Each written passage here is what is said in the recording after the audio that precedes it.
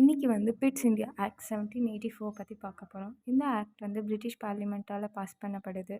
ஓகேங்களா? இந்த ஆக்டில் உள்ள ரிஃபார்ம்ஸை ஒன் பை ஒன்னாக பார்த்துட்டே வரலாம். ஃபர்ஸ்ட் வந்து ஃபங்க்ஷன்ஸை வந்து செப்பரேட் ஆக்குறாங்க. அதாவது commercial functions and political functions அப்படின்ட்டு டிவைட் பண்ணுறாங்க.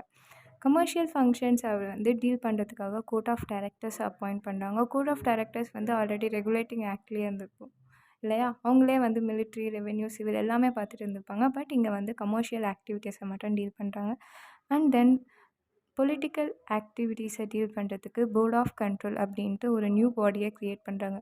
ஸோ பொலிட்டிக்கல் ஆக்டிவிட்டீஸ் என்னெல்லாம் வரும் பார்த்தீங்கன்னா, மிலிட்ரி, ரெவென்யூ, சிவில் இது எல்லாத்தையும் வந்து போர்ட் ஆஃப் கண்ட்ரோல் ஹேண்டில் பண்ணுவாங்க. இவங்க வந்து டைரக்ட் டு தி பிரிட்டிஷ் கவர்மெண்ட்டுக்கு வந்து ஒர்க் பண்ணுவாங்க. கோர்ட் ஆஃப் டைரக்டர்ஸ் வந்து வெறும் கம்பெனி ரிலேட்டட், அதுக்கப்புறம் வந்து ட்ரேட் ஆக்டிவிட்டீஸ் இது எல்லாத்தையும் வந்து டீல் பண்ணுறாங்க.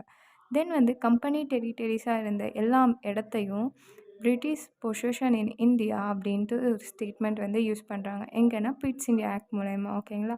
And then bits India act வந்து கொண்டு வரதுக்கான மெயின் ரீசன் என்னென்னா, ரெகுலேட்டிங் ஆக்டில் உள்ள சில மிஸ்டேக்ஸ் எல்லாத்தையும் ரெக்டிஃபை பண்ணுறதுக்காக கொண்டு வரது தான்.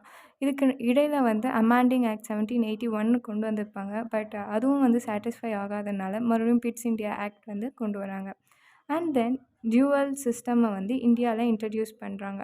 ஃபஸ்ட்டு டியூவல் சிஸ்டம் இந்தியாவில் இருந்துச்சு. யார் கொண்டு வந்தாங்கன்னா ரோபர்ட் கிளைவ்ஸ் இப்போ 1765 வந்து கொண்டு வரார் டியூவல் சிஸ்டம்மை.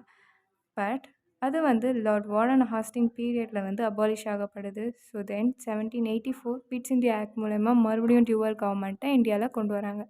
ஓகேங்களா? இப்போ இதோடைய கீவேர்ட்ஸ் எல்லாத்தையும் பார்த்துடலாம். ஓகே, ஃபங்க்ஷன்ஸை வந்து ரெண்டாக பிரிக்கிறாங்க. ஒன்று கமர்ஷியல், இன்னொன்று பொலிட்டிக்கல் ஃபங்க்ஷன். கமர்ஷியல் ஃபங்க்ஷனை ஹேண்டில் பண்ணுறதுக்கு கோர்ட் ஆஃப் டைரக்டர்ஸும், பொலிட்டிக்கல் ஃபங்க்ஷனை ஹேண்டில் பண்ணுறதுக்கு போர்ட் ஆஃப் கண்ட்ரோலையும் அப்பாயிண்ட் பண்ணுறாங்க.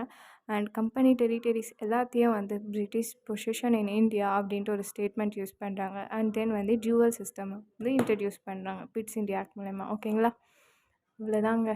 Thank you all.